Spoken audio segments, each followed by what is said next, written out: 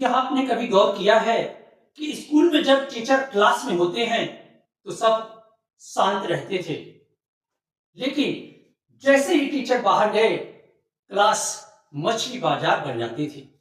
यह आरोपित अनुशासन का सबसे बड़ा उदाहरण है। हम बचपन से ही डंडे के डर से काम करने के आदी हो गए हैं और यही कारण है कि बड़े होने के बाद भी जब तक हमारे ऊपर कोई बॉस नहीं होता है या डेडलाइन नहीं होती या डर नहीं होता है, हम आलस के पिंजरे में कैद रहते हैं। आरोपित अनुशासन एक मीठा जहर है।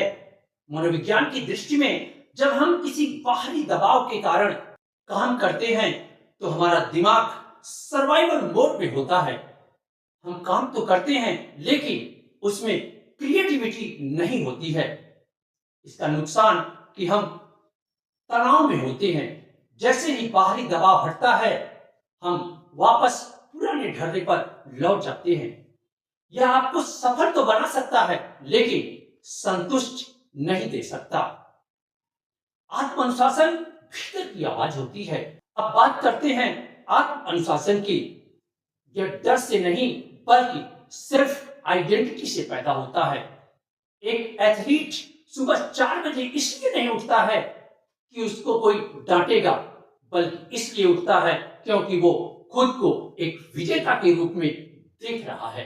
आत्मअनुशासन आपको गुलाम से सम्राट बनाता है।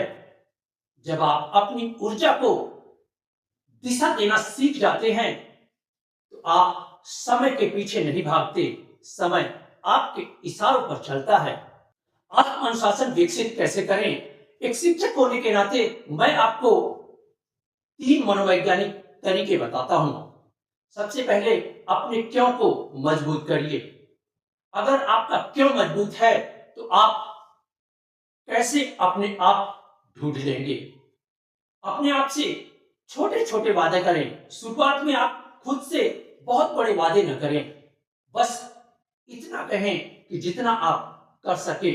जब आप अपने वादे पूरे करते हैं तो आप में आत्मविश्वास बढ़ता है। और तीसरी बात, ऐसे इन्वायरमेंट का निर्माण करें।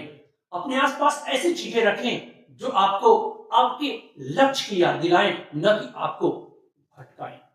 अंत में बस इतना समझ लीजिए, अगर आप खुद को कष्ट नहीं देंगे तो आने वाला कल आपको बहुत कष्ट देने वाला है।